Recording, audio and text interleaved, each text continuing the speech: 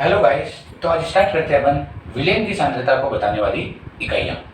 Villain की सांद्रता मतलब उसकी काउंटिंग या कैलकुलेशन करने के लिए कुछ इकाइयाँ हैं, जैसे मोलरता, मोललता, नार्मलता, मोल प्रभाज, द्रव्यमान प्रतिशत, आयतन प्रतिशत। तो उन्हीं के बारे में आज अपन डिस्कस करेंगे। इस टॉपिक में आपको आज मैं इकाइयों के साथ साथ अणु सूत्र और मोलानुपाती सूत्र भी निकालना सिखा दूंगा। जैसे आपको किसी भी यौगिक का कार्बन प्रतिशत, हाइड्रोजन प्रतिशत और ऑक्सीजन प्रतिशत दिया जाए तो उससे आप कैसे यौगिक का अणु सूत्र निकालोगे और मूलानुपाती सूत्र निकालोगे। तो स्टार्ट करते हैं। पहला, विलेन की सांद्रता को बताने वाली पहली इकाई होती है और इस पे ही आते हैं कैलकुलेशन। पहली इकाई होती है मोलरता। क्या होती है? मोलरता। सबसे पहले थोड़ा सा स्टार्ट करने से पहले आपको मैं ये समझा देता हूँ कि इसमें आपको जो जो चीज़ें काम देगी या जो जो सिंबल का यूज होगा। विलेन में कितनी चीज़ें होती है? दो चीज़ें, विलेय और विलायक। विलेय और विलायक। जो ज़्यादा मात्रा में होता है विलेन में वो क्या होता है? विलायक। और जो कम मात्रा में होता है वो होता है विलेय। विलायक को अपन दर्शाते हैं किससे? ए से। और विलेन को किससे दर्शाते हैं? बी से। इसमें ही अपन जैसे भार की बात करें तो भार का मतलब होता है W, वेट। मैंने कभी WA लिखा तो किसका भार हो जाएगा? विलायक का भार। मैंने कभी लिखा WB तो किसका भार हो जाएगा? विलेय का भार। M का मतलब होता है अणुभार। मैंने लिख दिया Ma तो विलायक का अणुभार, और मैंने लिख दिया Mb तो विलेय का अणुभार। तीसरी बात करें, N का मतलब होता है मोलों की संख्या। मैंने लिख दी Na तो विलायक के मोलों की संख्या, मैंने लिख दिया Nb तो विलेय के मोलों की संख्या। मोल निकालने के लिए जो फॉर्मूला होता है वो होता है भार बटे अणुभार। भार बटे अणुभार। तो मैंने कभी यहाँ पर WA और Ma लिख दिया तो ये आप किसका अणुभार निकाल रहे हो? विलायक का अणुभार। मैंने यहाँ पर लिख दिया WB अपॉन MB तो ये आप किसका अणुभार निकाल रहे हो? विलेय का विलेय के मोलों की संख्या। तो यहाँ से आपका अणुभार मतलब कैसे निकालोगे? सभी भारों को क्या कर दोगे? जोड़ दोगे। तो स्टार्ट करते हैं। बस यही कुछ सिंबल है जो आपको अभी विलेन की सांद्रता को बताने में आपको कुछ हेल्प करेंगे। तो स्टार्ट करते हैं। पहली इकाई कौन सी है? मोलरता। मोलरता की डेफिनेशन की कभी बात करें तो 1 लीटर विलियन में, 1 लीटर विलियन में उपस्थित विलेय के मोलों की संख्या। 1 लीटर विलियन में उपस्थित विलेय के मोलों की संख्या, मोलों की संख्या को ही क्या बोलेंगे? मोलरता।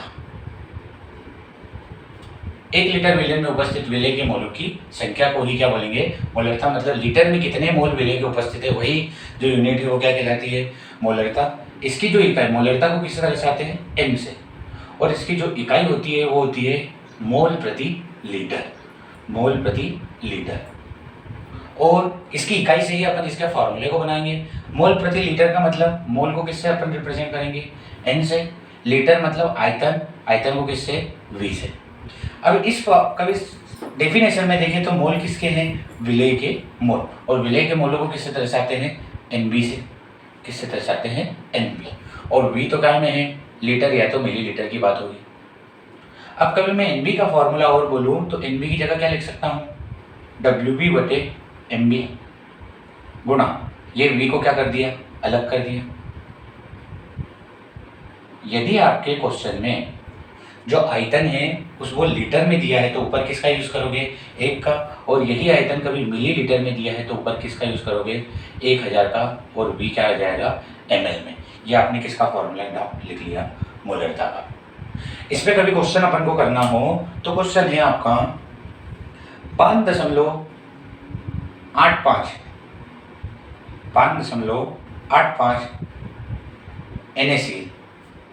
NaCl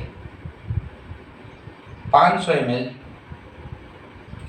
ml विलियन में घुलनशील है। तो मोलरता ज्ञात कीजिए। तो यहाँ पर कभी बात करें तो आपको क्या बोला? NaCl किस में घुलनशील है? 500 ml विलियन में। तो ये क्या है अपने पास? विलेय की मात्रा। अपने पास मतलब क्या बता हुआ है? WB। मोलरता निकालना है तो WB मुझे कितना दे दिया इन्होंने? 5.85।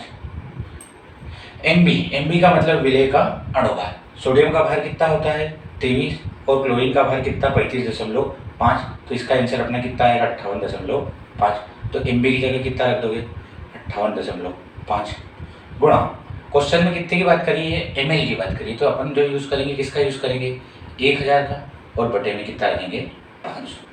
यहाँ पर दशमलव हटाई तो नीचे कितने जीरो आ जाएंगे 2 जीरो, यहाँ पर दशमलव हटाई तो दशमलव के बाद एक अंक मतलब 1 जीरो, 4 जीरो से 4 जीरो कट, 585 से 585 कट, 1/5, 1/5 का मतलब क्या हो जाएगा, दशमलव लगे 0, 5 दूनी 10, 0.2 मोल या मोल प्रति लीटर।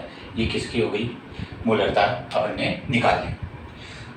अगली यूनिट देखते हैं, अगली यूनिट पर चलते हैं। अगली यूनिट है आपकी मोललता। कौन सी है मोलरता। मोलरता में किसकी बात होगी विलायक की बात होगी। जैसे यहाँ पर किसकी बात हुई थी 1 लीटर विलयन में उपस्थित विलय के मोलों की संख्या, सेम टू सेम यही डेफिनेशन में सिर्फ चेंज कर दो। 1 किलोग्राम विलायक, 1 केजी विलायक, 1 किलोग्राम विलायक में उपस्थित विलय के मोलों की संख्या, विलय के मोलों की संख्या को ही क्या बोलोगे मोललता। मोललता को किससे रिप्रेजेंट करते हैं छोटे एम से, मतलब स्मॉल एम, इसको कैपिटल एम से प्रदर्शित करते हैं। इसकी जो इकाई है वो होती है मोल प्रति किलोग्राम, मोल प्रति किलोग्राम, मोल प्रति किलोग्राम। और मोल प्रति किलोग्राम कभी देखिए तो इसको अपन कभी सॉल्व करें तो m बराबर मोल किसके हैं विलय के, और विलय के मोल है मतलब NB। किलोग्राम, किलोग्राम में कौन है विलायक, विलायक का भार दिया हुआ है तो विलायक मतलब WA, विलायक का भार। NB की जगह अपन क्या लिख सकते हैं WB/MB, WB/MB बटे गुणा में WA को क्या कर दिया मैंने अलग, काय में रहेगा ये किलोग्राम में। और यही मोललता कभी किस में आए ग्राम में आए तो ऊपर किसका यूज़ कर लोगे 1000/WA, काय में हो जाएगा ग्राम में। इतनी बात क्लियर है। सेम टू सेम यही क्वेश्चन को अपन या थोड़े से और चेंज करते क्वेश्चन, तो क्वेश्चन यहाँ पर कभी मोललता के लिए करें तो वही क्वेश्चन कभी अपन ले लें 40 ग्राम NaOH 2 किलोग्राम विलायक में घुलनशील है। 40 ग्राम NaOH 2 किलोग्राम विलायक में घुलनशील है, तो क्या ज्ञात कीजिए मोललता ज्ञात कीजिए। तो अपन डेफिनेशन के अनुसार अपन ने यहाँ पर फार्मूले के अनुसार कभी मान रखे तो M, यहाँ पर WB कितना दिया है अपन को 40 ग्राम, क्योंकि ये कौन है विलय, गुणा किलोग्राम में बात कर रहा है तो 1 रखेंगे और 1 की जगह कितना 2। MB का मतलब क्या होता है विलय का अणुभार, और यहाँ पर विलय कौन है NaOH, इसका अणुभार देखें तो सोडियम का 23, ऑक्सीजन का 16 और हाइड्रोजन का 1, पूरे को कभी जोड़ दे तो आंसर आपका कितना हो जाएगा 40। तो यहाँ पर आप कितना रखोगे 40, 40 से 40 कट, बचा क्या आपका 1/2, और 1/2 का मतलब 0.5, 1 का आधा मतलब 0.5, और इसको यूनिट में के साथ लिखे तो मोल प्रति किलोग्राम। इतनी बात क्लियर हो गई होगी गैस। तो ये 2 इकाइयाँ हो गई, एक तो अपनी मोलरता हो गई और एक क्या होगी आपकी मोललता। तीसरी इकाई पे चलते हैं। तीसरी इकाई आपकी होगी नॉर्मलता। तीसरी इकाई क्या होगी नॉर्मलता। नॉर्मलता की बात करें तो डेफिनेशन यही की यही है, पर ग्राम यहाँ पर आ जाएगा तुल्यांकी भार। 1 लीटर विलियन में उपस्थित, 1 लीटर विलियन में उपस्थित विलय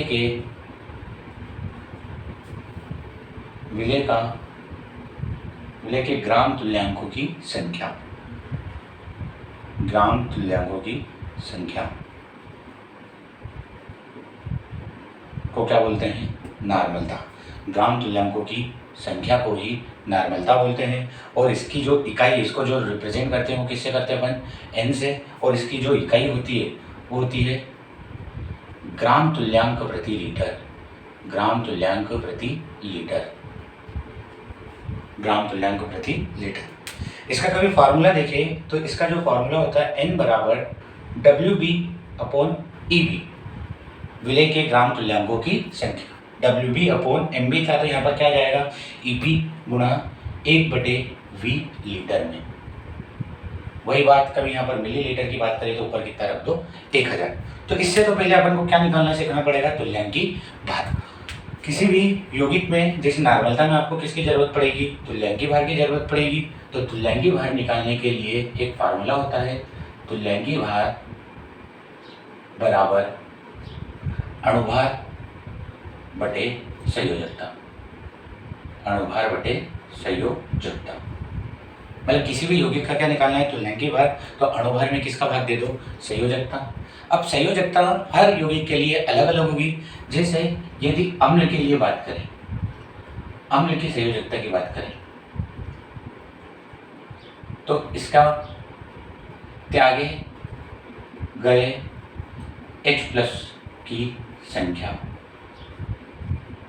क्षार के लिए बात करें तो क्षार के लिए संयोजकता बात करें तो त्यागे गए OH- की संख्या। ऐसे ही कभी तत्व के लिए बात करें तो तत्व के लिए कभी बात करें तो तत्व में जो खुद की संयोजकता रहती है या स्वयं की संयोजकता, स्वयं की संयोजकता। एग्जाम्पल लेते हैं। एग्जाम्पल में जैसे मैंने पहला एग्जाम्पल लिया, HCl का क्या निकालना है, तुल्यांकी भार मतलब EB/HCl। HCl का क्या लिख दूँ, अणुभार, और HCl का अणुभार कितना, क्लोरीन का 35.5 और हाइड्रोजन का 1, तो कितना होगा 36.5। HCl क्या है, अम्ल, और यहाँ पर ये कितने इलेक्ट्रॉन त्याग सकता है, कितने हाइड्रोजन का त्याग कर सकता है, 1 का, तो नीचे कितना रख दोगे 1। आपका तुल्यांकी भार कितना आ गया, 36.5 है। सेकंड HNO3 के लिए क्या निकाल रहे हैं अपन, EB, तो HNO3 का क्या लिख दो, अणुभार। अणुभार लिखना है तो ऑक्सीजन के कितने हैं यहाँ पर अणु, परमाणु में 3, 16, 32, 16, 3, 48, 14, 48 और 14, 62 और 1, 63, और यहाँ पर कितने त्यागे जा सकते हैं, 1, 63/1 मतलब यहाँ पर आपके पास EB कितना हो गया, 63। आप कभी EB किसके लिए निकालो, H2SO4, EB किसके लिए निकालो, H2SO4, तो यहाँ पर कितने, ये अम्ल है और ये कितने हाइड्रोजन त्याग सकता है, 2, तो H2SO4 का अणुभार कितना होता है, 98, और ये कितने इलेक्ट्रॉन त्याग सकता है, 2 हाइड्रोजन त्याग सकता है, तो ये 49, 2 98/2 मतलब 49। अगला कभी देखें तो EB किसके लिए निकाल रहे हैं, H3PO4, तो H3PO4 कितने अपने हाइड्रोजन को निकाल सकता है, 3 हाइड्रोजन को। पहले तो इसका क्या लिख दो, भार। फास्फोरस का भार कितना होता है, sodium, magnesium, aluminium, silicon, phosphorus. Phosphorus का भार होता है 31, 32, 33, 34 प्लस ऑक्सीजन 4 है तो 48 बटे कितना 3, 8 और 4 12, 1 हासिल का 4 और 3 7 और 1 8, 82/3। यहाँ पर आप इस तरीके से कर सकते हो, 8 और 4 12, 4 और 3 7, ओके, ये 82/3। तो इसी तरीके से आपको यहाँ पर क्या निकालने की जरूरत पड़ेगी, EB की जरूरत पड़ेगी। इसमें ही कभी अपन न्यूमेरिकल को ट्राई करें तो न्यूमेरिकल यहाँ पर आपको कभी अप्लाई करना है तो देखो,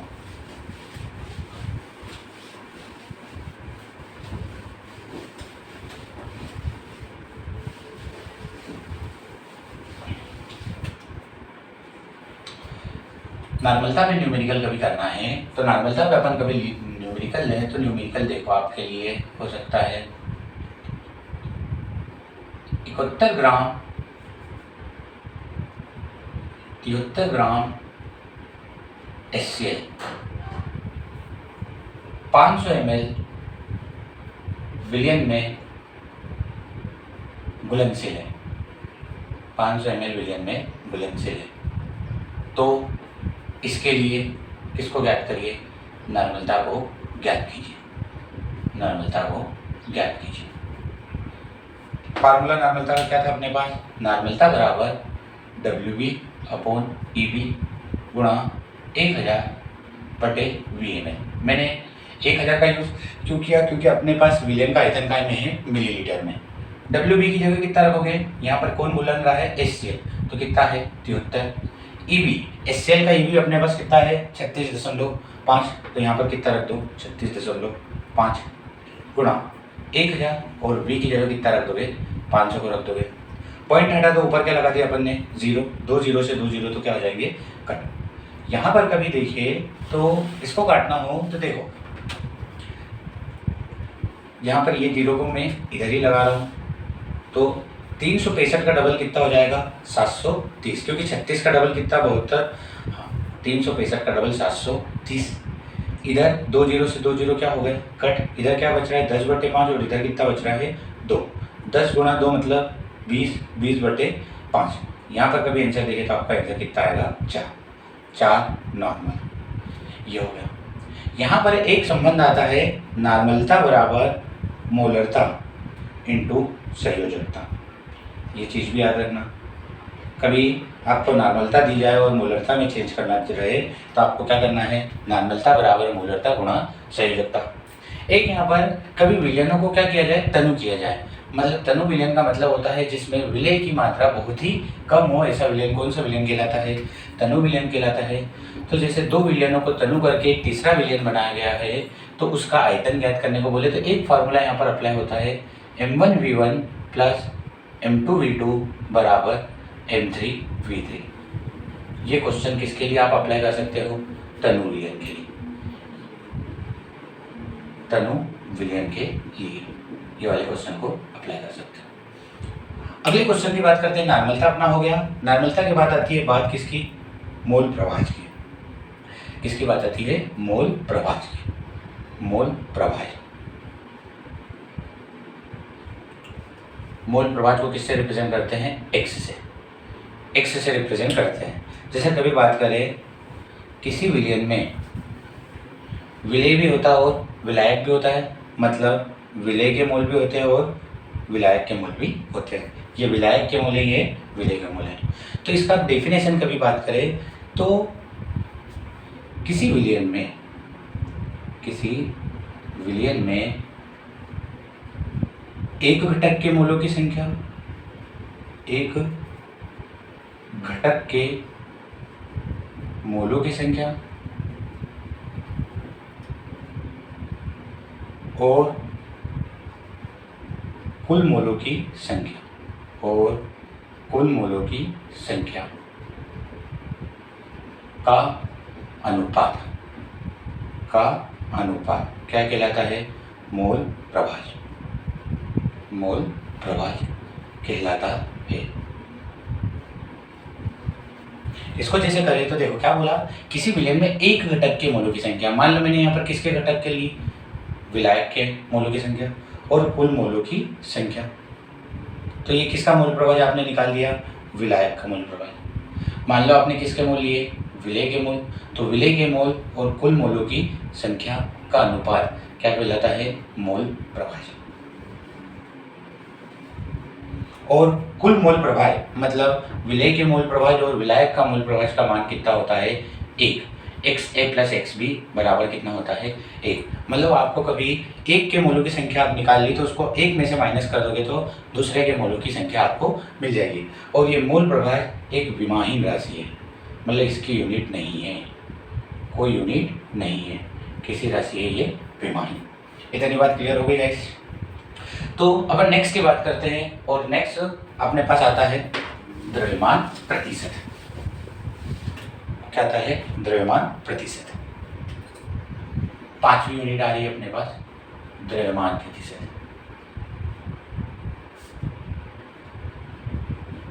और सेम टू सेम एक 6ठी यूनिट आती है, आयतन प्रतिशत।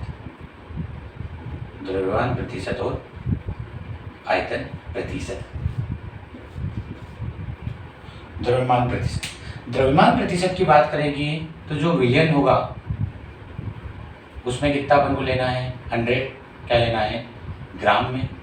और आयतन प्रतिशत की बात करेंगे तो विलयन कितना लेना है, 100 काय में, ml में। 100 ग्राम विलयन में उपस्थित विलय का ग्राम में मात्रा, 100 ग्राम विलयन में उपस्थित विलय की ग्राम में मात्रा, उसकी क्या कहलाती है, द्रव्यमान प्रतिशत।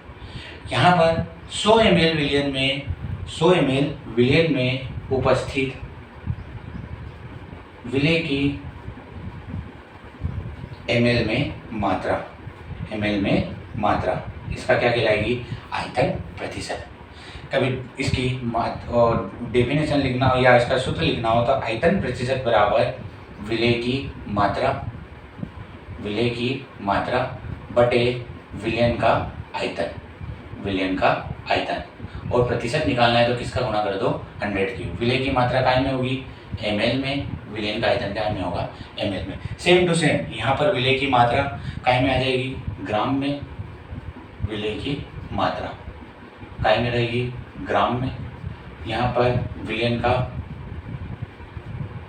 विलयन की मात्रा काय में रहेगी? किलोग्राम या ग्राम में, गुणा में 100। यहाँ पर आपका द्रव्यमान प्रतिशत और आयतन प्रतिशत भी कंप्लीट हो गया। एक लास्ट यूनिट बचती है अपने पास, फॉर्मलता। एक लास्ट यूनिट क्या है अपने पास? फॉर्मलता।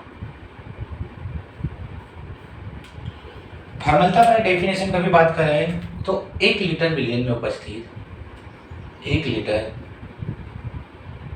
विलयन में उपस्थित विलेय के ग्राम सूत्र द्रव्यमानों की संख्या। ग्राम सूत्र द्रव्यमानों की संख्या को ही क्या बोलते हैं? फॉर्मलता। ग्राम सूत्र द्रव्यमान मतलब उसका अणुभार। फॉर्मलता के लिए कभी डेफिनेशन लिखे तो F बराबर WB/MB। ग्राम सूत्र द्रव्यमान यहाँ पर आप FM लिख सकते हो गुणा 1000/VmL। यहाँ पर MB की जगह आप FM भी लिख सकते हो, ग्राम सूत्र द्रव्यमान FB लिख सकते हो। और यहाँ पर जो आपको ग्राम सूत्र द्रव्यमान निकालना है तो FB की जगह आप यहाँ पर क्या लिख सकते हो? उसका पूरा अणुभार। ये अपने पास कितनी यूनिट हो गई? 7 यूनिट। और एक और यूनिट बचती है इसमें ppm, पार्ट्स पर मिलियन। यदि विलेय की मात्रा बहुत ही कम मात्रा में हो, ppm का मतलब होता है 10⁶। तो बहुत ही कम मात्रा में यदि विलेय की मात्रा उपस्थित हो तो वहाँ पर यदि अपन को किसकी मात्रा ज्ञात करना है? सांद्रता निकालनी है तो किस यूनिट की इकाई यूज करना पड़ेगा? ppm। और वायु प्रदूषण की मात्रा या उसको काउंटिंग करने के लिए जो विलयन की सांद्रता को व्यक्त करने वाली इकाई होती है वो कौन होती है? ppm। तो वायु प्रदूषण में किस यूनिट का यूज किया जाता है? ppm। ओके गाइस, ये टॉपिक में आपको सभी यूनिट क्लियर हो गई। ये टॉपिक आपका 12th का भी है, 11th में भी है और इससे आपके न्यूमेरिकल क्वेश्चन हर जगह बनते हैं। 11th, 12th और नीट जेईई एग्जाम में भी बनते हैं। ठीक है गाइस, यदि मेरा आपको वीडियो ये अच्छा लगा हो तो please like, share and subscribe करिएगा। Thank you. मिलते हैं नेक्स्ट वीडियो में। ओके।